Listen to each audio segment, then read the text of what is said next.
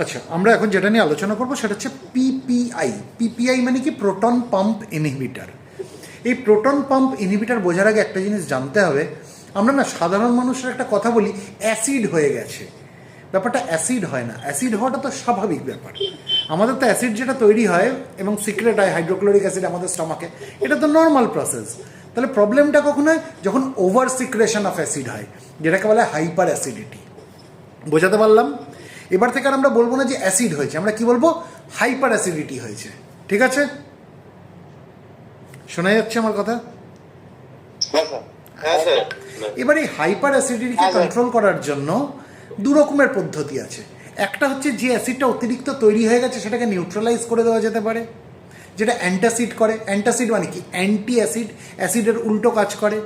যেমন অ্যাসিডকে প্রশমিত করার জন্য আমরা কী ব্যবহার করি? ক্ষার বা ক্ষারক ব্যবহার করি, তাই না?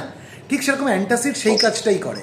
যখন অ্যাসিড প্রচণ্ড রকমের বেড়ে গেছে আমাদের স্টমাকের মধ্যে, আমি যখন অ্যান্টাসিড নিলাম, অ্যান্টাসিডটা কী করবে? ওই অতিরিক্ত অ্যাসিডটাকে সে নিউট্রালাইজ করে দেবে। বোঝাতে পারলাম? এটা হচ্ছে অ্যান্টাসিডের কাজ। কিন্তু পিপিআই কিন্তু অ্যান্টাসিড না, পিপিআই হচ্ছে অ্যাসিড সাপ্রেসেন্ট। অ্যাসিড সাপ্রেসেন্ট মানে কি? ও কিন্তু অ্যাসিডকে নিউট্রালাইজ করতে পারছে না, যেটা তৈরি হয়ে গেছে সেটাকে কিন্তু নিউট্রালাইজ করতে পারছে না, কিন্তু ফার্দার অ্যাসিড সিক্রেশনটাকেও কম করতে পারছে। বোঝাতে পারলাম? What is the basic difference? হ্যাঁ, হোয়াট ইজ দ্য বেসিক? আরেকবার বলছি, what is the basic difference between antacid and acid suppressant? Antacid মানে যে অ্যাসিডের এগেনস্টে কাজ করে, অ্যাসিডকে নিউট্রালাইজ করাতে সাহায্য করে। ঠিক আছে? আমরা যেমন আমার প্রচণ্ড রকমের হাইপার অ্যাসিডিটি হয়ে গেছে, যতটা অ্যাসিড তৈরি হওয়ার কথা তার থেকে বেশি বেশি অ্যাসিড তৈরি হচ্ছে। তাহলে এই যে অতিরিক্ত যে অ্যাসিড যেটা তৈরি হয়ে গেছে সেটাকে প্রশমিত করার জন্য আমি কী নিলাম? অ্যান্টাসিড নিলাম। অ্যান্টাসিড কী করবে? যে অতিরিক্ত পরিমাণ অ্যাসিড যেটা তৈরি হয়ে গেছে সেটাকেও প্রশমিত করে দেবে, নিউট্রালাইজ করে দেবে। কিন্তু এই যে অতিরিক্ত পরিমাণ অ্যাসিড যে তৈরি হচ্ছে সেই কারণটাকে সে বন্ধ করতে পারলো না। বোঝাতে পারলাম? তাহলে এই যে অতিরিক্ত পরিমাণ অ্যাসিড তৈরি হচ্ছে সেই কারণটাকে বন্ধ করার জন্য যে ওষুধগুলো ব্যবহার করা হয় তাদেরকে বলে অ্যাসিড সাপ্রেসেন্ট, মানে অ্যাসিড সিক্রেশনটাকে কিছুটা সে সাপ্রেস করে দিচ্ছে। সেরকমই এক ধরনের ওষুধ হচ্ছে পিপিআই, প্রোটন পাম্প ইনহিবিটার। বোঝাতে পারলাম? বোঝাতে পারলাম? আচ্ছা, স্যার একবার ফুল ফর্মটা একবার বলুন তো। PPI, proton pump inhibitor. Proton pump হচ্ছে এক ধরনের এনজাইম যেটা আমাদের স্টমাকের মধ্যে থাকে। এরা প্রোটনকে ছাড়তে সাহায্য করে। প্রোটন মানে হচ্ছে হাইড্রোজেন আয়ন। হাইড্রোজেন আয়নের আরেকটা নাম হচ্ছে প্রোটন। ঠিক আছে? এই হাইড্রোজেন আয়নের সঙ্গে ক্লোরাইড আয়ন বিক্রিয়া করে কি তৈরি হয়? Hydrochloric acid. তাহলে এই প্রোটন পাম্প যে হাইড্রোজেনকে ছাড়ছে তাকে যদি ইনহিবিট করে দেওয়া যায় তাহলে কি হবে? তাহলে সে আর প্রোটন ছাড়তে পারবে না সেই আগের মতো করে। তাহলে হাইড্রোক্লোরিক অ্যাসিডও তৈরি কম হবে। বোঝাতে পারলাম? না বুঝতে পারলে আমাকে জিজ্ঞেস করতে হবে। স্যার আমি না বুঝতে পারিনি স্যার। বুঝতে পারেনি? আরে ওরম করে বলার কি আছে? নাই বুঝতে পারেন আমাকে বলুন, আমি আবার করে বলছি। আপনাদের লেখাগুলোকে আমি দেখে লিখছিলাম। না, লিখবেন না, আগে শুনুন, আগে শুনুন। ঠিক আছে?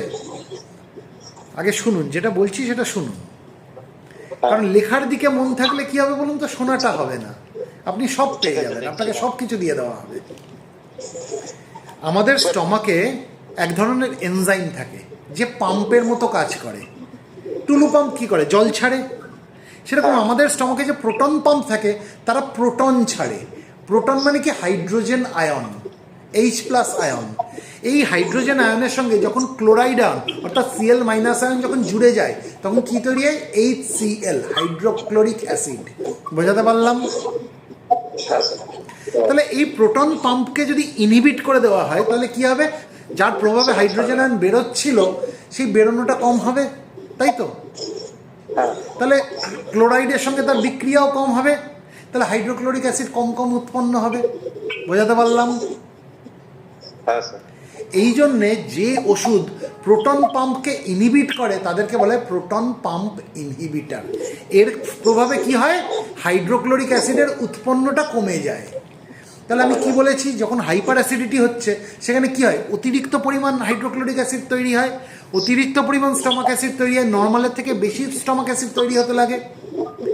তাহলে এই যে সমানে যে স্টমাক অ্যাসিড তৈরি হয়ে যাচ্ছে নর্মালের থেকে বেশি, সেটাকে আটকানোর প্রয়োজন। সেটাকে আটকাবে কে? অ্যাসিড সাপ্রেসেন্ট নামক ওষুধগুলো আটকাবে, যার একটা টাইপ হচ্ছে প্রোটন পাম্প ইনহিবিটর। বোঝাতে পারলাম? এরা অ্যাসিড সিক্রেশনটাকে সাপ্রেস করে দেয়। আর অ্যান্টাসিড থেকে বলবেন? কেন প্রথম থেকে ছিলেন না, জয়েন করেননি? না স্যার, আমার মানে অর্ধেক কেটে কেটে আসছিল, আমি ওই জন্য বুঝতে পারছি না। আরেকটু যদি আরেকবার ভার্চুয়াল প্ল্যাটফর্মে এটাই প্রবলেম। বলুন, মাইকটা অফ করো না। আচ্ছা, আবারও বলছি, আমাদের যখন অতিরিক্ত পরিমাণ অ্যাসিড সিক্রেশন শুরু হয়ে যায় নর্মালের থেকে বেশি, তখন সেটাকে বলে হাইপার অ্যাসিডিটি। হাইপার মানে কি? বেশি। হাইপো মানে কম। হাইপার অ্যাসিডিটি মানে অতিরিক্ত পরিমাণ অ্যাসিড সিক্রেশন হচ্ছে। তখন আমরা দু ধরনের ওষুধ ব্যবহার করতে পারি।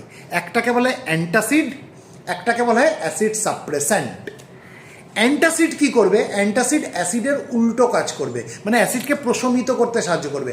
আমি যদি অ্যান্টাসিড নিই, ওই অ্যান্টাসিড কি হবে? আমার স্টমাকে প্রবেশ করবে, করে অতিরিক্ত পরিমাণ যে অ্যাসিড তৈরি হয়ে গেছে সেটাকে প্রশমিত করে দেবে। বোঝাতে পারলাম? হ্যাঁ স্যার। আচ্ছা, কিন্তু এই যে অ্যাসিড যে অতিরিক্ত পরিমাণ তৈরি হচ্ছে সেটাকে তো সে বন্ধ করতে পারলো না। যে অ্যাসিডটা অতিরিক্ত তৈরি হয়ে গেছে সেটাকে সে প্রশমিত করলো, কিন্তু এই যে ফার্দার যে অ্যাসিড তৈরি হচ্ছে সেটাকে সে আটকাতে পারলো না। তাহলে সেটাকে আটকানোর দরকার আছে। সেটাকে কে আটকাবে? অ্যাসিড সাপ্রেসেন্ট নামক ওষুধগুলো তাকে সেটাকে আটকাবে। যে এই যে অতিরিক্ত পরিমাণে অ্যাসিড সিক্রেশন হচ্ছে সেটাকে কিছুটা সাপ্রেস করা যায়, যে ওষুধগুলো করে তাকে বলে অ্যাসিড সাপ্রেসেন্ট। তো এই প্রোটন পাম্প ইনহিবিটর পিপিআই, যেমন আমি যদি উদাহরণ বলি, omeprazole, lansoprazole, pantoprazole, S omeprazole, rabeprazole, এই নামগুলো শুনেছেন তো? এগুলো হচ্ছে পিপিআই, প্রোটন পাম্প ইনহিবিটর। এরা কি করে? এরাই অতিরিক্ত পরিমাণ অ্যাসিড সিক্রেশনটাকে সাপ্রেস করে। কিভাবে করে? এরা আমাদের স্টমাকের মধ্যে এক ধরনের এনজাইম থাকে যেটাকে বলে প্রোটন পাম্প, যারা প্রোটনকে ছাড়তে সাহায্য করে, অর্থাৎ হাইড্রোজেন আয়নকে ছাড়তে সাহায্য করে। এই প্রোটন পাম্পটাকে তারা ইনহিবিট করে দেয়। তাহলে কি হবে? তাহলে হাইড্রোজেন আয়নকে সে আর ছাড়তে পারবে না আগের মতো। আর হাইড্রোজেন আয়ন অর্থাৎ প্রোটন যদি আগের মতো না বেরোয়, তাহলে ক্লোরাইড আয়নের সঙ্গে বিক্রিয়া করে সে হাইড্রোক্লোরিক অ্যাসিডও কম কম তৈরি করবে। বোঝাতে পারলাম? হ্যাঁ স্যার। তাহলে প্রোটন পাম্প ইনহিবিটর কি করছে? অ্যাসিড সিক্রেশন যেটা হচ্ছে সেটাকে কিছুটা হলেও ইনহিবিট করে দিচ্ছে। কিভাবে ইনহিবিট করছে? প্রোটন পাম্পটাকে ইনহিবিট করে, প্রোটন পাম্প নামক এনজাইমটাকে ইনহিবিট করে। খুব বেশি ডিটেলসে যাচ্ছে হাইড্রোজেন না। আয়নকে ইনহিবিট করে দিচ্ছে। হাইড্রোজেন আয়নকে ইনহিবিট করছে না, ও প্রোটন পাম্পকে ইনহিবিট করছে, যে পাম্পটা হাইড্রোজেন আয়নকে ছাড়তে সাহায্য করছিল। আচ্ছা আচ্ছা আচ্ছা। মানে টুলু পাম্প জলকে ছাড়তে সাহায্য করছে, আপনি যদি টুলু পাম্পের মুখটায় কাগজ গুঁজে দেন তাহলে কি হবে? সে জলকে ছাড়তে পারবে না। হ্যাঁ স্যার। এরকম টাইপের চিন্তা করুন। প্রোটন পাম্প প্রোটন ছাড়ছিল, হাইড্রোজেন আয়ন ছাড়ছিল। তাহলে প্রোটন পাম্পকে যদি আপনি ইনহিবিট করে দেন, তাহলে হাইড্রোজেন আয়ন আগের মতো আর বেরোবে না। তাহলে অতিরিক্ত পরিমাণ হাইড্রোজেন আয়ন বেরোনোর ফলে কি হচ্ছিল? সে ক্লোরাইড আয়নের সঙ্গে বিক্রিয়া করে অতিরিক্ত পরিমাণ হাইড্রোক্লোরিক অ্যাসিড তৈরি করছিল।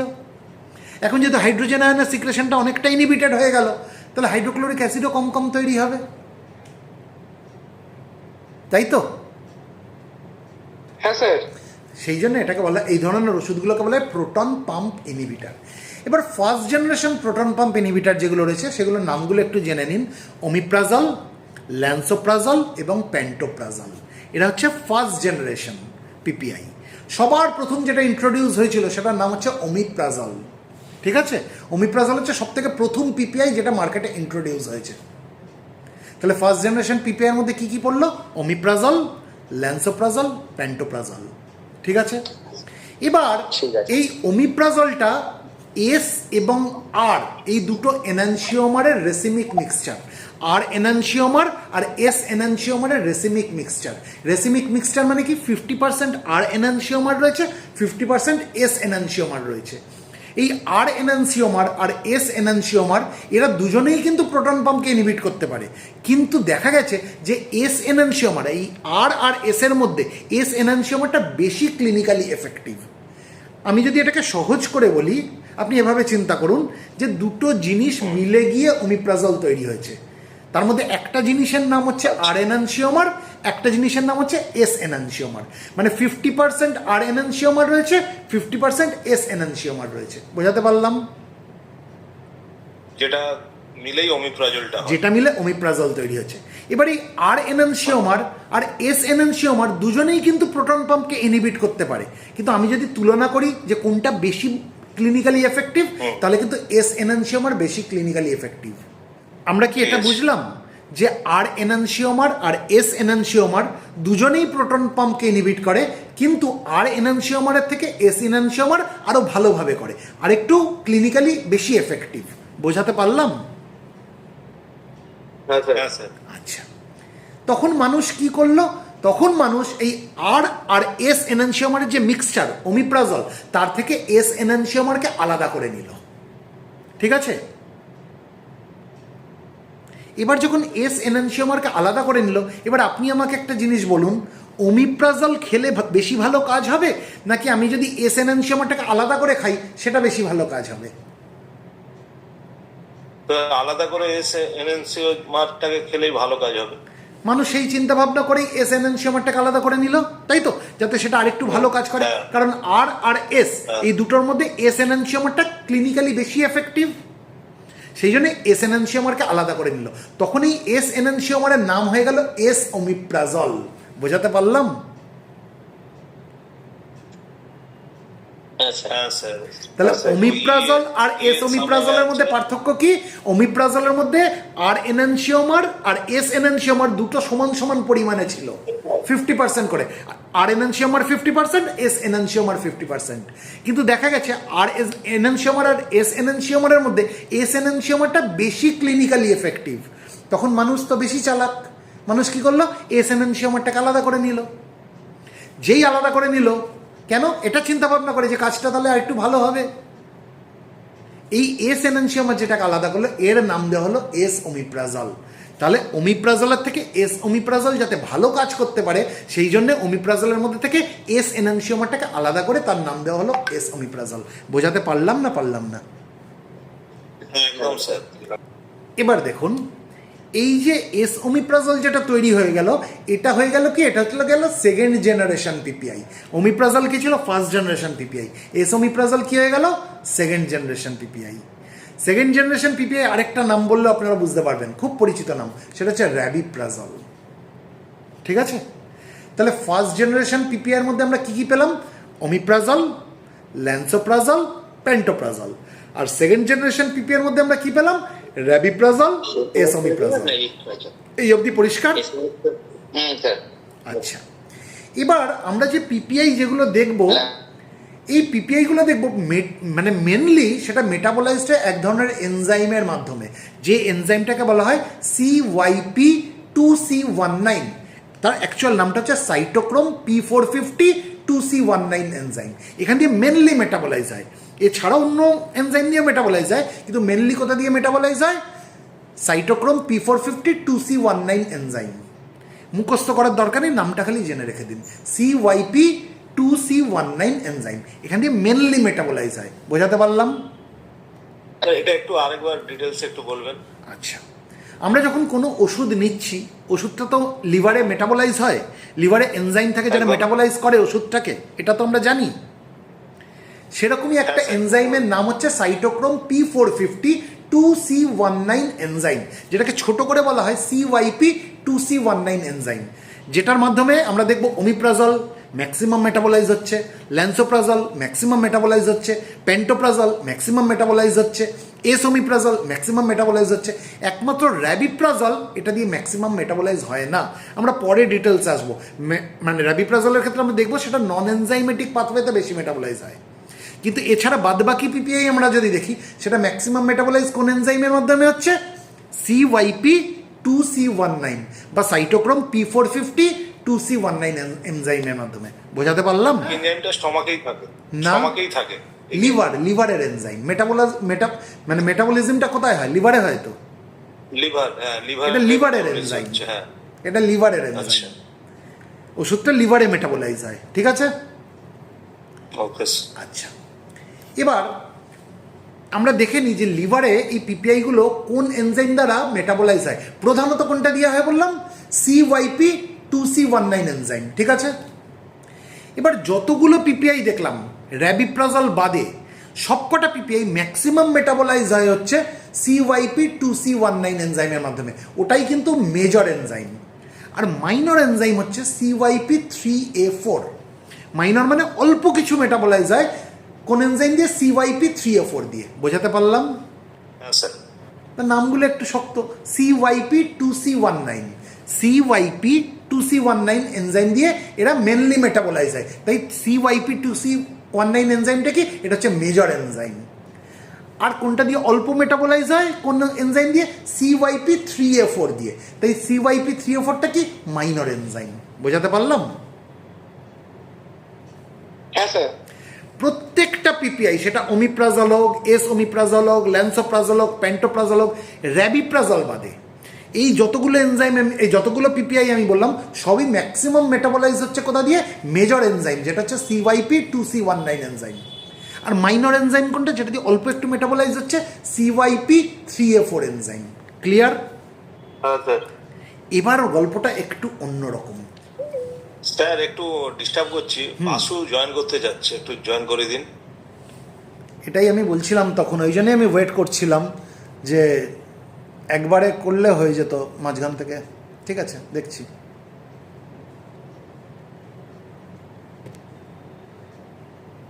দেখছি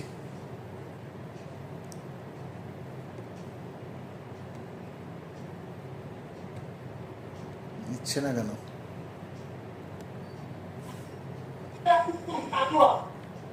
প্রথমে স্যার এসেছিল। এবার জয়েন হয়ে গেছে বোধহয়। হয়েছেন বাসুদেব বাবু?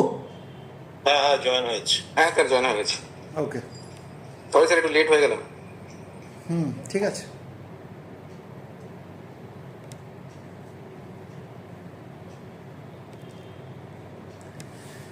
তাহলে এই যে ওমিপ্রাজল আমরা যদি দেখি, এই ওমিপ্রাজল আমরা দেখব যে এই CYP2C19 এনজাইমটার একটা স্ট্রং ইনহিবিটার। ঠিক আছে? আবার ওমিপ্রাজল এও কিন্তু CYP2C এনজাইমকে ইনহিবিট করতে পারে, কিন্তু এটা হচ্ছে মডারেট ইনহিবিটার। তার মানে কি, ওই ওমিপ্রাজল যতটা ইনহিবিট করে, ওমিপ্রাজল কিন্তু অতটা ইনহিবিট করে না। বোঝাতে পারলাম? হ্যাঁ স্যার। আবার আমরা যদি ল্যান্সোপ্রাজল দেখি, ল্যান্সোপ্রাজলও কিন্তু CYP2C19 এনজাইমকে ইনহিবিট করে, কিন্তু সেটা উইক ইনহিবিটার, মানে সেটা কিন্তু ওমিপ্রাজলের মতো অতটা ইনহিবিট করতে পারে না। আবার প্যান্টোপ্রাজলও এই CYP2C19 এনজাইমকে সে ইনহিবিট করতে পারে, কিন্তু এটা আবার ভেরি উইক ইনহিবিটার। তার মানে আমরা কি দেখছি? ওমিপ্রাজল খুব স্ট্রংলি এই CYP2C19 এনজাইমটাকে ইনহিবিট করছে। ওমিপ্রাজল সেও CYP2C19 এনজাইমটাকে ইনহিবিট করছে, কিন্তু ওমিপ্রাজলের থেকে কম। ল্যান্সোপ্রাজল সেও CYP2C এনজাইমকে ইনহিবিট করছে, কিন্তু সেটা আবার ওমিপ্রাজলের থেকে কম। আবার প্যান্টোপ্রাজল সেও CYP2C19 এনজাইমকে ইনহিবিট করছে, কিন্তু সেটা ল্যান্সোপ্রাজলের থেকেও কম। আমি এতগুলো কথা কেন বললাম? তার কারণ হচ্ছে, যে যত বেশি এই CYP2C19 এনজাইমকে ইনহিবিট করবে, তার ড্রাগ টু ড্রাগ ইন্টারাকশন তত বেশি হবে। বোঝাতে পারলাম? হ্যাঁ স্যার। হ্যাঁ স্যার। তাহলে আমরা এতক্ষণে কি বুঝলাম? সব থেকে বেশি এই CYP2C19 এনজাইমকে কে ইনহিবিট করছে? Omeprazole sir. ওমিপ্রাজল। তাহলে ওমিপ্রাজলের ড্রাগ ড্রাগ ইন্টারাকশন বা drug to drug interaction rate বেশি। বোঝাতে পারলাম? বোঝাতে পারলাম? তাহলে ওমিপ্রাজলের থেকে একটু কম কোনটা হবে? ওমিপ্রাজল। ওমিপ্রাজলের পর ওমিপ্রাজল, কারণ ওমিপ্রাজল CYP2C19 এনজাইমকে ইনহিবিট করে, কিন্তু সেটা ওমিপ্রাজলের থেকে একটু কম করে। তাহলে ওমিপ্রাজলের ড্রাগ টু ড্রাগ ইন্টারাকশন ওমিপ্রাজলের থেকে কম হবে। ল্যান্সোপ্রাজলের ক্ষেত্রে ল্যান্সোপ্রাজলও CYP2C19 এনজাইমকে ইনহিবিট করে, কিন্তু সেটা ওমিপ্রাজল যতটা করে তার থেকেও কম করে। তাহলে ল্যান্সোপ্রাজলের ড্রাগ টু ড্রাগ ইন্টারাকশন আরেকটু কম। আর প্যান্টোপ্রাজলের ক্ষেত্রে কি, এও কিন্তু CYP2C19 এনজাইমকে ইনহিবিট করে, কিন্তু অল্প একটু করে, উইক ইনহিবিটার। তাহলে প্যান্টোপ্রাজলের ড্রাগ টু ড্রাগ ইন্টারাকশন কিন্তু অনেকটাই কম। বোঝাতে পারলাম? বোঝাতে পারলাম কি পারলাম না? হ্যাঁ স্যার। আচ্ছা, এবার প্যান্টোপ্রাজলের আমরা যদি মেটাবলিজম দেখি, আমি কি বলেছি? প্রধানত মেটাবলাইজ হয় কোন এনজাইম দিয়ে? 2C19 এনজাইম দিয়ে, যেমন বাকি পিপিআইরাও হচ্ছিল। আর মাইনর এনজাইম কোনটা, যেখান থেকে অল্প একটু মেটাবলাইজ হয়? CYP3A4 দিয়ে। এর পাশাপাশি অ্যাডিশনাল একটা পাথওয়ে রয়েছে প্যান্টোপ্রাজলের ক্ষেত্রে, যেটাকে বলে সালফেট কনজুগেশন। ঠিক আছে? Sulphate conjugation. তা এত না জানলেও চলবে। যাই হোক, একটু আগে আমি কি বললাম, যত বেশি, হ্যাঁ বলুন, কিছু বলছেন। স্যার আপনি যেহেতু সবগুলোই বললেন, একটু আগে বললেন যে র্যাবিপ্রাজল ভালো, তো এই সেকেন্ড জেনারেশনে পিপিআই তে তো র্যাবিপ্রাজল পড়ছে, তো পড়ছে। ওইটার মেটাবলিজমের এটা যদি কিছু আসছি বলে দেন। আসছি আসছি আমি এখনো পুরোটা শেষ করিনি। র্যাবিপ্রাজল লাস্টে আচ্ছা, বলছি কেন, এই পেজে কারণ আছে। র্যাবিপ্রাজলের ড্রাগ টু ড্রাগ ইন্টারাকশন সব থেকে কম, ওটা নন এনজাইমেটিক পাথওয়েতে মেটাবোলাইজ বেশি হয়, ঠিক আছে? ওই জন্য আমি এটাকে ওয়েট করছি। প্যান্টোপ্রাজল অবধি আমরা কি দেখলাম, যে যত বেশি সিওয়াইপি 2C19 এনজাইমের ইনহিবিশন হবে তত ড্রাগ ড্রাগ ইন্টারাকশন বেশি হবে, তাই তো? তা এই হ্যাঁ, স্যার। সিওয়াইপি 2C19 এনজাইম যেটা রয়েছে তার ইনহিবিশন সব থেকে বেশি কে করাচ্ছিল? ওমিপ্রাজল। ওমিপ্রাজল। তাহলে ওমিপ্রাজলের ড্রাগ ড্রাগ ইন্টারাকশন সব থেকে বেশি, তার থেকে একটু কম কার? এসোমিপ্রাজল। ওমিপ্রাজল। তার থেকে একটু কম কার? ল্যান্সোপ্রাজল। ল্যান্স। তার থেকে কম কার? প্যান্টোপ্রাজল। প্যান্টোপ্রাজল এতটাই কম যে তার ড্রাগ ড্রাগ ইন্টারাকশন অনেকটাই কম, কারণ ওটা খুব weak inhibitor of CYP 2C19 enzyme. বোঝাতে পারলাম? এবার আসছি র্যাবিপ্রাজল। র্যাবিপ্রাজলের এই ড্রাগ ড্রাগ ইন্টারাকশন যত পিপিআই আছে সবার থেকে কম, ওই জন্য এটাকে আমি আলাদা করে বোঝাচ্ছিলাম। তার কারণ হচ্ছে র্যাবিপ্রাজল দুটো পাথওয়েতে মেটাবোলাইজ হয়, একটা নন এনজাইমেটিক পাথওয়ে যেটা হচ্ছে মেজর পাথওয়ে, আর একটা হচ্ছে এনজাইমেটিক পাথওয়ে যেটা মাইনর পাথওয়ে। নন এনজাইমেটিক পাথওয়েতে মোটামুটি 60 থেকে 70% অফ মানে র্যাবিপ্রাজলের মেটাবলিজম হয়, আর এনজাইমেটিক পাথওয়েতে মাত্র 30 to 40% মেটাবোলাইজ হয়। বোঝাতে পারলাম? এবার এই এনজাইমেটিক পাথওয়েতেও কিন্তু যে এনজাইমগুলো ইনভলভ সেই একই enzyme, CYP 2C19 enzyme, CYP 304 enzyme, এগুলো ইনভলভ, কিন্তু এই এনজাইমেটিক পাথওয়েতে র্যাবিপ্রাজলের মেটাবলিজমটা কি অনেকটাই কম, এটা মাইনর পাথওয়ে। বোঝাতে পারছি? সেই জন্য rabeprazole offers minimal CYP inhibition. বোঝাতে পারছি? ম্যাক্সিমাম মেটাবোলাইজ কোথায় হচ্ছে? নন এনজাইমেটিক পাথওয়েতে, ওটাই তার মেজর পাথওয়ে মেটাবলিজম হওয়ার। সেই জন্য র্যাবিপ্রাজলের ড্রাগ ড্রাগ ইন্টারাকশন সব থেকে কম যতগুলো পিপিআই আছে তাদের মধ্যে। Am I making myself clear? বোঝাতে পারলাম? আরেকবার একটু বলুন। আরেকবার। প্যান্টোপ্রাজল অব্দি ক্লিয়ার হয়ে গেছে? একদম স্যার, একদম। এবার র্যাবিপ্রাজল। র্যাবিপ্রাজলের মেটাবলিজমটা একটু অন্যভাবে হয়, বাকি পিপিআই থেকে র্যাবিপ্রাজল আলাদা। বাকি পিপিআই আমরা নন এনজাইমেটিক পাথওয়ে নিয়ে কিন্তু কোনো কথা বললাম না। র্যাবিপ্রাজলের ক্ষেত্রে তার মেটাবলিজমটা দুটো পাথওয়েতে হয়, একটা হচ্ছে নন এনজাইমেটিক পাথওয়ে যেটা হচ্ছে তার মেজর পাথওয়ে যেখানে দিয়ে ম্যাক্সিমাম সে মেটাবোলাইজ হয়, আর একটা হচ্ছে এনজাইমেটিক পাথওয়ে। হ্যাঁ, আগের যে এনজাইমগুলো বললাম সেই এনজাইম এখানেও কাজ করে, কিন্তু এটা মাইনর পাথওয়ে, অল্প একটু মেটাবোলাইজ হয়, ঠিক আছে? নন এনজাইমেটিক পাথওয়েতে 60 to 70% মেটাবলিজম হয় র্যাবিপ্রাজলের, আর এনজাইমেটিক পাথওয়েতে মাত্র 30 to 40% মেটাবলিজম হয় র্যাবিপ্রাজলের। তা যেহেতু এনজাইমেটিক পাথওয়েতে খুব কম মেটাবোলাইজ হচ্ছে, সেই জন্য র্যাবিপ্রাজলের মিনিমাল সিওয়াইপি ইনহিবিশন হয়, সেই জন্য র্যাবিপ্রাজলের ড্রাগ টু ড্রাগ ইন্টারাকশন এত কম। বোঝাতে পারছি? কারণ যত বেশি সিওয়াইপি 2C19 এনজাইম ইনহিবিশন হবে তত ড্রাগ ড্রাগ ইন্টারাকশন বেশি হবে। তা র্যাবিপ্রাজল তো এনজাইমেটিক পাথওয়েতেই তার মেটাবলিজম কম হচ্ছে, তাহলে সিওয়াইপি ইনহিবিশন তো তার এমনিই কম হচ্ছে, তাহলে তার ড্রাগ ড্রাগ ইন্টারাকশনও কম, কারণ র্যাবিপ্রাজল ম্যাক্সিমাম কোথায় মেটাবলাইজ হয়? নন এনজাইমেটিক পাথওয়েতে। বোঝাতে পারলাম কি পারলাম না? I want response from each one of you.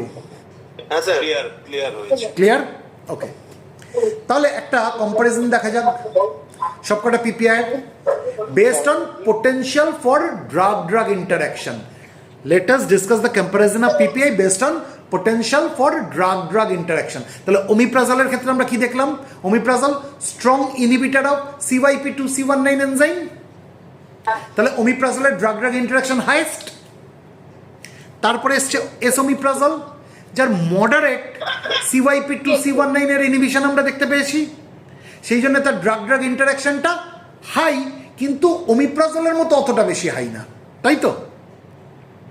একদম স্যার। তারপরে আসছে কি? ল্যান্সোপ্রাজল। ল্যান্সোপ্রাজল হচ্ছে উইক ইনহিবিটর সিওয়াইপি 2C19 এনজাইমের, সেই জন্য তার ড্রাগ ড্রাগ ইন্টারাকশনটা মডারেট, মানে এসোমিপ্রাজলের মতো অত বেশি না, ওমিপ্রাজল তো ছেড়ে দিলাম, অত অনেক বেশি, এসোমিপ্রাজলের মতন অত বেশি না, ল্যান্সোপ্রাজলের ড্রাগ ড্রাগ ইন্টারাকশন মডারেট। তার থেকেও কম যদি হয় সেটা হচ্ছে প্যান্টোপ্রাজল, কারণ প্যান্টোপ্রাজল হচ্ছে very weak inhibitor of CYP2C19 enzyme, যার জন্য প্যান্টোপ্রাজলের ড্রাগ ড্রাগ ইন্টারাকশন খুব কম, লো একদম। বোঝাতে পারলাম? আর যদি ড্রাগ ড্রাগ ইন্টারাকশন সব থেকে লোয়েস্ট বলি সেটা হচ্ছে র্যাবিপ্রাজল। কেন? কারণ র্যাবিপ্রাজলের ক্ষেত্রে মিনিমাম CYP ইনহিবিশন হয়, কারণ র্যাবিপ্রাজল মেটাবোলাইজ হয় কথা দিয়ে, নন এনজাইমেটিক পাথওয়ে দিয়ে। Am I making my self clear? একদম স্যার ক্লিয়ার। হ্যাঁ স্যার। ক্লিয়ার? ওকে, এবার আমরা আগের পেস্ট তো স্যার, হ্যাঁ স্যার র্যাবিপ্রাজল হচ্ছে স্যার দুটো এই- পাথওয়ের যে পেস্টটা ছিল স্যার, দুটো পাথওয়ে, পেস্টটা একবার দেখান না স্যার। হ্যাঁ এই পেস্টটা র্যাবিপ্রাজল মেটাবোলাইজের দুটো পাথওয়েতে বললাম, সব থেকে বেশি মেজর পাথওয়ে কোনটা? নন এনজাইমেটিক পাথওয়ে। নন এনজাইমেটিক, আর নন এনজাইমেটিক পাথওয়ে হলে ড্রাগ ড্রাগ ইন্টারাকশনের চান্স ওরকম নেই। আর এনজাইমেটিক পাথওয়েতে অল্প একটু হয়, অল্প একটু মেটাবোলাইজ হয়, এটা মাইনর পাথওয়ে, তাই ড্রাগ ড্রাগ ইন্টারাকশন অনেকটা কম তার, তাই তো? কারণ র্যাবিপ্রাজল একদম মিনিমাম ইনহিবিশন করে CYP কে, তাই তো? হ্যাঁ স্যার। এবার আমরা PPI কে একটু ক্লাসিফাই করব। কিভাবে ক্লাসিফাই করব? যে যদি কখনো দেখা যায় যে CYP2C19 জেনেটিক পলিমরফিজম হয়েছে, তাহলে কোন PPIটা বেশি এফেক্টেড হবে, কোন PPIটা কম এফেক্টেড হবে, অর্থাৎ কোন PPIর মেটাবলিজমটা বেশি এফেক্টেড হবে, কোন PPIর মেটাবলিজমটা কম এফেক্টেড হবে। তাহলে এখানে আমি একটা শব্দ ব্যবহার করলাম, CYP2C19 জেনেটিক পলিমরফিজম। তাহলে এই জিনিসটা কি? এই যে CYP2C19 এটা কি? এটা একটা এনজাইম, আর এনজাইম তৈরি করে জিন, এটা আমরা জানি, তাই তো? যদি কোনো কারণে জিনের প্রবলেম দেখা যায়, যে জিনটা এই CYP2C19 এনজাইমটা তৈরি করছে, তাহলে কি CYP2C19 এনজাইমটা তৈরি হবে? হবে না স্যার। হবে না, হয় কম কম হবে, নাহলে হবে না, তাই তো? হ্যাঁ স্যার। যে জিন এই CYP2C19 এনজাইমটা তৈরি করে, সেই জিনটা যদি কোনোভাবে প্রবলেম দেখা দেয় সেই জিনে, তাহলে হয় এই CYP2C19 এনজাইমটা কম কম তৈরি হবে বা আদৌ তৈরি হবে না। এই যে প্রবলেমটা, এটাকে বলা হয় CYP2C19 জেনেটিক পলিমরফিজম। বোঝাতে পারলাম? হ্যাঁ স্যার। আচ্ছা, তাহলে যদি এই CYP2C19 জেনেটিক পলিমরফিজম কারুর থেকে থাকে, তাহলে একটা জিনিস তো পরিষ্কার, যে তার CYP2C19 এনজাইমটা হয় তার কম কম তৈরি হচ্ছে, আর নাহলে তৈরি হচ্ছে না। তাহলে এই যে ওষুধ যেগুলো রয়েছে, যে PPI যেগুলো নিয়ে কথা বললাম, তারা তো মেটাবোলাইজ হচ্ছে এই CYP2C19 এনজাইমের মাধ্যমে। তাহলে সেই এনজাইমটাই যদি ঠিকভাবে তৈরি না হয়, তাহলে মেটাবলিজম তার এফেক্টেড হবে কি হবে না? হবে। দেখুন, যার এই CYP2C19 জেনেটিক পলিমরফিজম রয়েছে, তাদের ক্ষেত্রে কি হবে? যে PPIগুলো এই CYP2C19 এনজাইমের মাধ্যমে মেটাবোলাইজ হয়, তাহলে এনজাইমটা যদি কম কম তৈরি হয় বা এনজাইমটা যদি তৈরি না হয়, তাহলে তার মেটাবলিজমটা এফেক্টেড হবে কি হবে না? হবে স্যার, হবে। হবে। এবার আমরা দেখব যে র্যাবিপ্রাজলের ক্ষেত্রে কি র্যাবিপ্রাজল এই CYP2C19 এনজাইমের উপর অত বেশি ডিপেন্ড করে না, লিস্ট ডিপেন্ডেন্ট। কেন? কারণ সেটা নন এনজাইমেটিক পাথওয়েতে মেটাবোলাইজ হচ্ছে, তাই তো? বেশিরভাগটাই তার নন এনজাইমেটিক পাথওয়েতে মেটাবোলাইজ হচ্ছে, সেই জন্যে র্যাবিপ্রাজলের মেটাবলিজমটা লিস্ট এফেক্টেড হবে। কিন্তু আমি যদি ওমিপ্রাজল দেখি, ওমিপ্রাজলের ক্ষেত্রে কি এ প্রচন্ড রকমের ডিপেন্ডেন্ট সবথেকে CYP2C19 এনজাইমের উপরে, তাই তো? তাহলে CYP2C19 এনজাইম যদি ঠিকভাবে তৈরি না হয়, বা যদি সাফিসিয়েন্ট পরিমাণ তৈরি না হয়, বা যদি তৈরি না হয়, সব থেকে বেশি এফেক্টেড কে হবে? ওমিপ্রাজল হবে। সৈকতদা একটু জয়েন করতে চাইছি, জয়েন করে দিন। এখন জয়েন করতে চাইছেন? তাহলে তো মাঝখানে এতটা এগিয়ে গেলাম, কিছুই মনে হয় না ধরতে পারবেন। যাই হোক,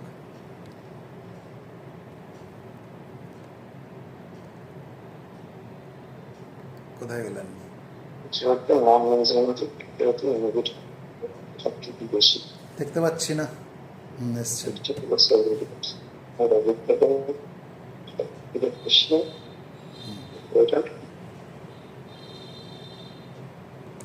জয়েন হয়েছেন সৈকত বাবু?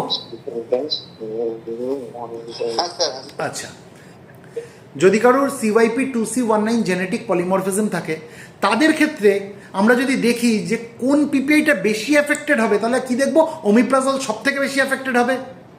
তার থেকে তুলনামূলক একটু কম এফেক্টেড হবে ল্যান্সোপ্রাজল, তার থেকে তুলনামূলক একটু কম এফেক্টেড হবে পেন্টোপ্রাজল, তার থেকে তুলনামূলক একটু কম এফেক্টেড হবে এসোমিপ্রাজল, আর একদম কম এফেক্টেড হবে র্যাবিপ্রাজল। ক্লিয়ার? হ্যাঁ স্যার। আচ্ছা, এবার আমরা তিনটে জিনিসের ওপরে আমরা পিপিআইকে ভাগ করব। কিসের উপরে ভাগ করব? কম্পারিজনটা কিসের উপরে করব? একটা হচ্ছে তার অ্যাসিড সাপ্রেশন করার কতটা ক্ষমতা আছে, ডিগ্রি অফ অ্যাসিড সাপ্রেশন, মানে সে কতটা এফেক্টিভ, তার উপরে করব। একটা করব অনসেট অফ অ্যাকশনের উপরে, মানে কত তাড়াতাড়ি সে কাজ শুরু করতে পারে। আর একটা করব ডিউরেশন অফ অ্যাকশনের উপরে, মানে সে তার কাজটা কতক্ষণ দেখাতে পারে তার উপরে। আমরা যদি প্রথমে কম্পেয়ার করি সবকটা পিপিআই, আমরা যা যা শিখলাম যে অ্যাসিড সাপ্রেস করার ডিগ্রি কার সব থেকে বেশি, কার সব থেকে বেশি ক্ষমতা অ্যাসিড সাপ্রেস করার, তাহলে আমরা যদি মোস্ট পোটেন্ট থেকে লিস্ট পোটেন্ট অবধি যাই, সব থেকে পোটেন্ট হচ্ছে এসওমিপ্রাজল, স্যার। তারপরে র্যাবিপ্রাজল, তারপর ল্যান্সোপ্রাজল, তারপর ওমিপ্রাজল, আর সব শেষে হচ্ছে পেন্টোপ্রাজল। তাহলে আমরা যদি ডিগ্রি অফ অ্যাসিড সাপ্রেশন দেখি, তাহলে পেন্টোপ্রাজল কিন্তু সব থেকে নিচে, আর সব থেকে উপরে কে? এসোমিপ্রাজল। আমরা যদি এরকম দেখি যে সব থেকে অ্যাসিড সাপ্রেশন কে বেশি করতে পারে, কোন পিপিআই করতে পারে, সব থেকে পোটেন্ট কে বলেছি?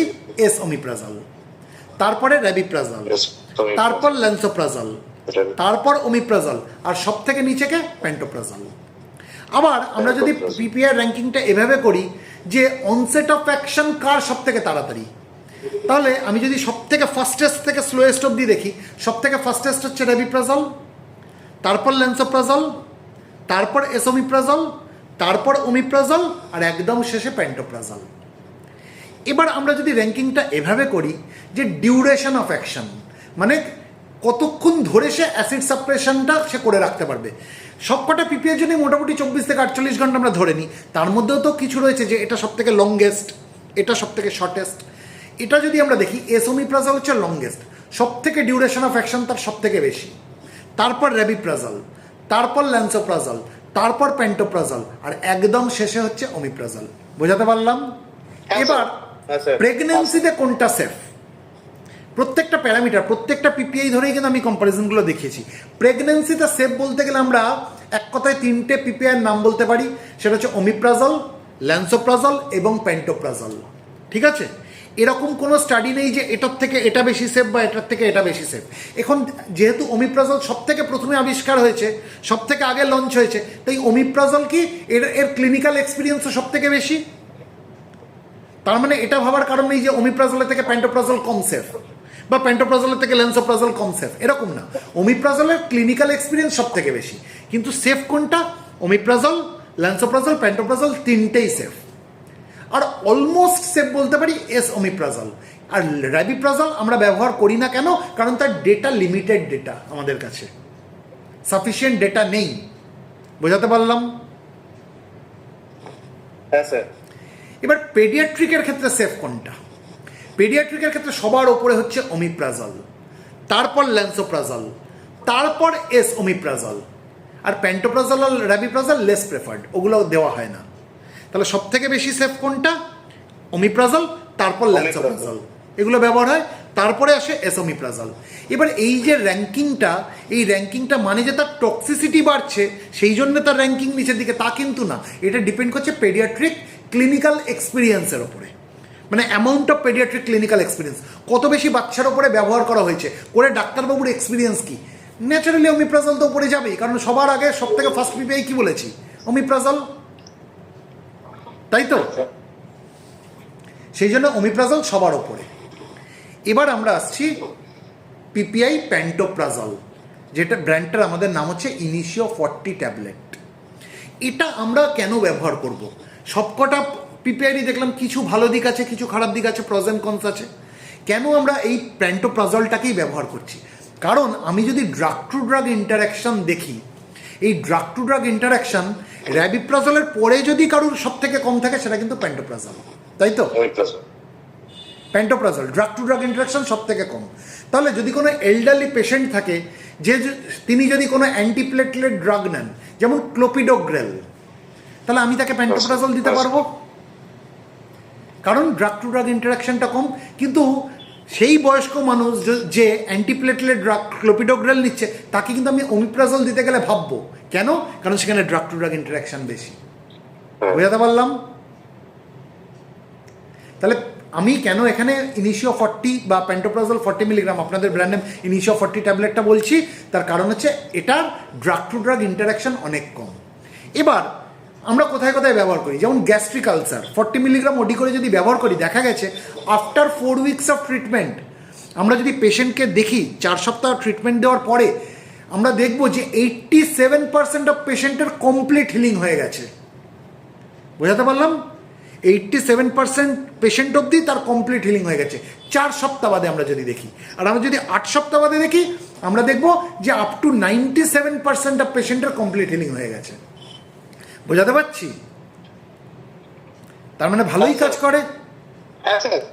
আবার ডিওডেনাল আলসারের ক্ষেত্রে আমরা যদি 4 সপ্তাহ বাদে, 4 সপ্তাহ ট্রিটমেন্ট করার পরে আমরা যদি পেশেন্টের একটা ফলো আপ নিই, আমরা দেখব যে আপ টু 87% অফ পেশেন্টের কমপ্লিট হিলিং হয়ে গেছে।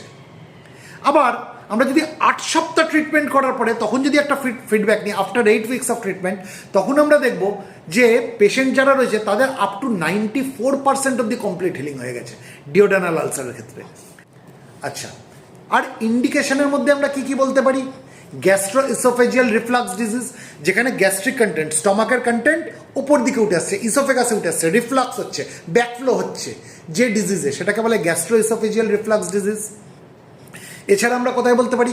ইসোফেজাইটিস। ইসোফেজাইটিস মানে ইসোফেগাস যেটা রয়েছে, ফুড পাইপ, সেখানে প্রদাহ, ইনফ্লেমেশন, ITIS শব্দটা থাকা মানে হচ্ছে ইনফ্লেমেশন। যেমন রিফ্লাক্স ইসোফেজাইটিস, রিফ্লাক্সের কারণে ইসোফেগাসে প্রদাহ, রিফ্লাক্স ইসোফেজাইটিস। ইরোসিভ ইসোফেজাইটিস মানে ইসোফেগাসে ইনফ্লেমেশন হতে হতো সেখানে ইরোশন হয়ে যাচ্ছে, ক্ষয় হয়ে যাচ্ছে, ইরোসিভ ইসোফেজাইটিস। আর কোথায় বলতে পারি? Peptic ulcer, H. Pylori infection.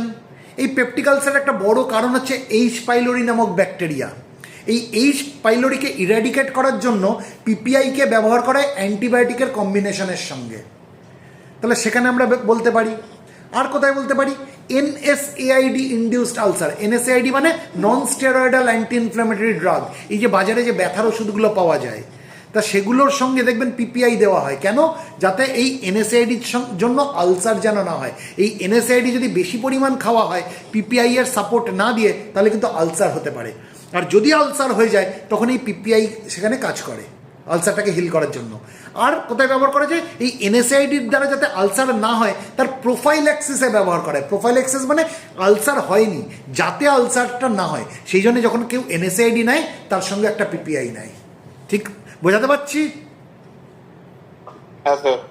আচ্ছা, আর কোথায় ব্যবহার করতে পারি? জলিঙ্গা এলিসন সিনড্রোম। জলিঙ্গা এলিসন সিনড্রোম এটা একটা রেয়ার ডিসঅর্ডার। আপনারা এখানে বেশি প্রেসক্রিপশন পাবেন না, কারণ এই ডিসঅর্ডারটাই খুব রেয়ার। এখানে কি হয়? প্যানক্রিয়াসে বা ডিওডেনামের মধ্যে গ্যাস্ট্রিনোমা তৈরি হয়ে যায়। গ্যাস্ট্রিনোমাগুলো কি গ্যাস্ট্রিন তৈরি করতে পারে, এরকম কিছু টিউমার তৈরি হয়ে যায়। আর আমরা জানি যে যত বেশি গ্যাস্ট্রিন তৈরি হবে, তত বেশি কি হবে? অ্যাসিড সিক্রেশন বাড়বে। তাহলে অতিরিক্ত পরিমাণ গ্যাস্ট্রিন তৈরি হতে লাগছে এই গ্যাস্ট্রিনোমাগুলো থেকে, তাই অতিরিক্ত পরিমাণ অ্যাসিড তৈরি হচ্ছে স্টমাকের মধ্যে। এই কারণের জন্য PPI হচ্ছে ফার্স্ট চয়েস এই জলিঙ্গা এলিসন সিনড্রোমে, এবং সেটা খুব হাই ডোজে ব্যবহার করা হয়। মানে 40 মিলিগ্রাম BID করে প্যান্টোপ্রাজল ব্যবহার করা হয়, ম্যাক্সিমাম 240 মিলিগ্রাম পার ডে। মানে বোঝা যাচ্ছে যে কত বেশি হাই ডোজে ব্যবহার করা। কিছু করার নেই, কারণ তার প্রচণ্ড পরিমাণ অ্যাসিড তৈরি হচ্ছে, এক্সেসিভ অ্যাসিড প্রোডাকশন হচ্ছে। কেন? কারণ তার প্যানক্রিয়াস বা ডিওডেনামের মধ্যে গ্যাস্ট্রিনোমা তৈরি হয়ে গেছে। এগুলো এক ধরনের টিউমার যারা গ্যাস্ট্রিন তৈরি করে। আর যত বেশি গ্যাস্ট্রিন তৈরি হবে, এক্সেস প্রোডাকশন অফ গ্যাস্ট্রিন হচ্ছে, তত বেশি স্টমাক অ্যাসিড তৈরি হচ্ছে। তো সেটাকে তো কন্ট্রোল করতে হবে, তাই PPI-কে হাই ডোজে দেওয়া হয়। তাহলে আমরা কোথায় কোথায় প্রমোট করবো ইনিশিও 40-কে? গ্যাস্ট্রো ইসোফেজিয়াল রিফ্লাক্স ডিজিজ, যেটাকে শর্টে GERD বলা হয়। ইসোফেজাইটিস, যেমন কি বললাম, রিফ্লাক্স ইসোফেজাইটিস, ইরোসিভ ইসোফেজাইটিস। আর কোথায়? Peptic ulcer. H. পাইলোরি ইনফেকশনে H. পাইলোরি নামক ব্যাকটেরিয়াটা পেপটিক আলসার করাতে প্রচণ্ড রকমের রেসপন্সিবল, তাকে ইরেডিকেট করার জন্য ব্যবহার করা হয় অ্যান্টিবায়োটিকের সঙ্গে। আর কোথায়? NSAID induced ulcer. NSAID নেওয়ার ফলে যে আলসার হয়েছে সেখানে, এবং তার প্রোফাইল্যাক্সিসে, মানে NSAID সঙ্গে নেব যাতে আলসারটা না হয়। আর লাস্ট কোথায় বললাম, জলিঙ্গা এলিসন সিনড্রোম। তাহলে আমাদের কাছে ইনিশিও 40 কি ক্লিয়ার হলো? স্যার ওটা গ্যাস্ট্রিন, গ্যাস্ট্রিনোমা, GAS গ্যাস্ট্রি DRI NOMAS, গ্যাস্ট্রিনোমাস। গ্যাস্ট্রিনোমা মানে হচ্ছে গ্যাস্ট্রিন প্রডিউসিং টিউমার। গ্যাস্ট্রিন তৈরি করতে পারে এরকম কিছু টিউমার, যেটা প্যানক্রিয়াস অথবা ডিওডেনামে তৈরি হয়ে গেছে এরকম। এরা কি করছে, প্রচুর পরিমাণ গ্যাস্ট্রিন তৈরি করছে, প্রচুর পরিমাণ গ্যাস্ট্রিনকে ছাড়ছে। আর যত বেশি গ্যাস্ট্রিন ছাড়বে তত বেশি হাইড্রোক্লোরিক অ্যাসিড তৈরি হবে। দেখুন, জিইআরডির পুরো কথা হচ্ছে গ্যাস্ট্রো ইসোফেজিয়াল রিফ্লাক্স ডিজিজ। একটা বিশাল বড় নাম আমরা শুনলাম, গ্যাস্ট্রো ইসোফেজিয়াল রিফ্লাক্স ডিজিজ। এবার জিনিসটা কি, গ্যাস্ট্রো কথাটার সঙ্গে জেনে রাখুন স্টমাকের সম্বন্ধ। গ্যাস্ট্রো মানে কি, it is related to stomach. Oesophageal কথাটার সঙ্গে ইসোফেগাসের সম্পর্ক। ইসোফেগাস মানে কি, খাদ্যনালী, ফুড পাইপ, যেটা যেখান দিয়ে খাবারটা পাকস্থলীর মধ্যে স্টমাকের মধ্যে যায়, ঠিক আছে। আর ডিজিজ মানে রোগ। রোগটা তাহলে কিসের সঙ্গে সম্পর্ক, গ্যাস্ট্রো মানে স্টমাক আর ইসোফেগাসের সঙ্গে। এই রোগটায় কি হয়, গ্যাস্ট্রিক কন্টেন্ট যেটা রয়েছে, এই গ্যাস্ট্রিক কন্টেন্টটা কি হাইলি অ্যাসিডিক কন্টেন্ট। এটার তো উপর দিকে ওঠার কাজ না, উপর দিকে ওঠার কাজ না। কিন্তু কোনো রোগে যদি এই গ্যাস্ট্রিক কন্টেন্টটা উপর দিকে উঠে আসে, মানে ইসোফেগাসে উঠে আসে, সেই রোগটাকে বলা হয় gastro oesophageal reflux disease. Reflux মানে হচ্ছে ব্যাকফ্লো, উপর দিকে উঠে আসা, রিফ্লাক্স। এই রিফ্লাক্সটা কোথা থেকে হচ্ছে, গ্যাস্ট্রো থেকে ইসোফেগাসে। তাহলে যে ডিজিজে গ্যাস্ট্রো থেকে ইসোফেগাসে রিফ্লাক্স হচ্ছে, গ্যাস্ট্রিক কন্টেন্ট উপর দিকে উঠে আসছে, সেটাকে বলে gastro oesophageal reflux disease. Am I making my self clear? হ্যাঁ স্যার। বোঝাতে পারলাম? হ্যাঁ স্যার। এবার আমার প্রশ্ন আপনাদের কাছে হচ্ছে, স্টমাক যে অ্যাসিডটাকে সহ্য করতে পারে, আমাদের ইসোফেগাস অর্থাৎ খাদ্যনালী, ফুড পাইপ যেটা, সে কি সেই অ্যাসিডটাকে সহ্য করতে পারবে? না স্যার। না স্যার। পারবে না, পারবে না। তাহলে অ্যাসিড যদি উপর দিকে উঠে আসে, তাহলে কি হবে, এই ফুড পাইপের মধ্যে কি হবে, জ্বালা করবে, বার্নিং সেন্সেশন হবে, তাই তো? এটাকে আমরা বলি হার্ড বার্ন। এবার হার্ড বার্ন মানে কি, হার্ড বার্ন করছে, হৃদয় বার্ন করছে, হৃৎপিণ্ড জ্বলছে, হৃদয় জ্বলছে। হৃদয় কখন জ্বলে বলতে পারবেন? আপনাদের আগে আমি বলেছিলাম, প্রেমে ছ্যাঁকা খেলে জ্বলে। অ্যাসিড ওপর দিকে ওঠার জন্য হৃদয়ে জ্বলে না। তাহলে হার্ট বার্ন বলছি কেন, যেহেতু বার্নিং সেন্সেশনটা হার্টের কাছাকাছি হচ্ছে। তাই লেম্যান টার্মে, চলতি কথায় আমরা বলি heart burn. Actually it is the burning sensation of the oesophagus. Am I making my self clear? তাহলে গ্যাস্ট্রো ইসোফেজিয়াল রিফ্লাক্স ডিজিজ কথাটার মানে কি, এত বড় একটা নাম সহজ করে দিন, গ্যাস্ট্রো ইসোফেজিয়াল রিফ্লাক্স ডিজিজ। অর্থাৎ যে ডিজিজে স্টমাক থেকে ইসোফেগাসের মধ্যে গ্যাস্ট্রিক কন্টেন্টের রিফ্লাক্স হয়, সেই ডিজিজটাকে বলা হয় গ্যাস্ট্রো ইসোফেজিয়াল রিফ্লাক্স ডিজিজ। বোঝাতে পারলাম না পারলাম না? হ্যাঁ স্যার। ক্লিয়ার? হ্যাঁ স্যার। আচ্ছা, এবার আসছি ইসোফেজাইটিস। যে কোনো শব্দের পেছনে ITIS কথাটা থাকা মানে হচ্ছে ইনফ্ল্যামেশন, প্রদাহ। যেমন সাইনাসে ইনফ্ল্যামেশন আমরা কি বলি, সাইনোসাইটিস। টনসিলে ইনফ্ল্যামেশন আমরা কি বলি, টনসিলাইটিস। আমাদের বুকের মধ্যে, লাংসের মধ্যে ব্রঙ্কিয়াল টিউবসে ইনফ্ল্যামেশন আমরা কি বলি, ব্রঙ্কাইটিস। সেরকম ইসোফেগাসে যখন ইনফ্ল্যামেশন হয়, প্রদাহ হয়, সেটাকে আমরা কি বলি, ইসোফেজাইটিস। বোঝাতে পারলাম?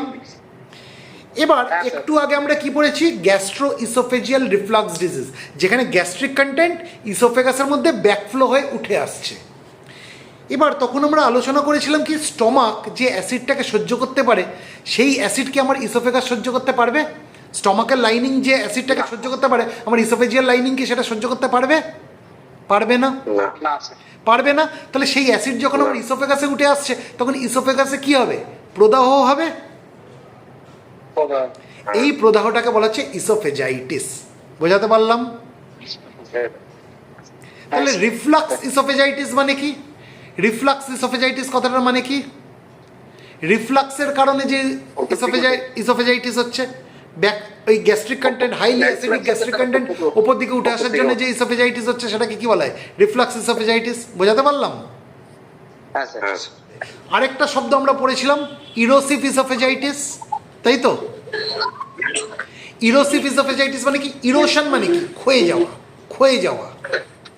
এবার যখন ইসোফেগাসের মধ্যে গ্যাস্ট্রিক কন্টেন্ট উঠে আসছে, হাইলি অ্যাসিডিক, তখন জায়গাটা প্রথমে কী হচ্ছে, প্রদাহ হচ্ছে, ইনফ্লেমেশন হচ্ছে। আমি সেটাকে যদি টেক কেয়ার না করি, ওখানে আস্তে আস্তে কী হবে, ইরোশন হতে লাগবে, তো ক্ষয় হতে লাগবে, তো অ্যাসিড কী করে জায়গাটাকে খেয়ে নেবে তো। আরে হ্যাঁ না কিছু তো বলুন। ওখানকার মিউকাসগুলোকে খেয়ে নেবে। ওই জায়গাটা ক্ষয়ে যাবে, খেয়ে নেবে, সেইটাকে বলা হচ্ছে ইরোসিভ ইসোফেজাইটিস। মানে সেখানে ইসোফেজাইটিস কেন হচ্ছে, ইরোশন হয়ে গেছে সেখানে, ইরোসিভ ইসোফেজাইটিস। হয়ে গেছে। বোঝাতে পারলাম? হ্যাঁ স্যার। এটাকেও যদি আমি টেক কেয়ার না করি, তাহলে আলটিমেটলি কী হবে, ইসোফেজিয়াল আলসার, ইসোফেগাসের মধ্যে আলসার তৈরি হয়ে যাবে। এটাকে বলে ইসোফেজিয়াল আলসার। বোঝাতে পারলাম? হ্যাঁ স্যার। তাহলে গ্যাস্ট্রিক কন্টেন্ট যখন ইসোফেগাসে উঠছে, আমি যদি সেটাকে ঠিক করে টেক কেয়ার না করি, গুরুত্ব যদি না দিই, তাহলে আমার কী হবে, ইসোফেজাইটিস হবে, রিফ্লাক্স ইসোফেজাইটিস। সেটাকে আমি গুরুত্ব দিলাম না, হতেই থাকছে। গ্যাস্ট্রো ইসোফেজিয়াল রিফ্লাক্স ডিজিজকে আমি ট্রিট করছি না, অ্যাসিড উঠতেই থাকছে, তাহলে এটা আলটিমেটলি কী হবে, ইরোসিভ ইসোফেজাইটিস। এই যে এবার ইরোসিভ ইসোফেজাইটিসকেও আমি ট্রিট করলাম না, তাহলে আলটিমেটলি এটা কিসে পরিণত হবে, ইসোফেজিয়াল আলসার। বোঝাতে পারলাম কি পারলাম না? হ্যাঁ sir. I want response from each one of you. Am I making myself হ্যাঁ clear? স্যার। হ্যাঁ স্যার। Okay. হ্যাঁ স্যার।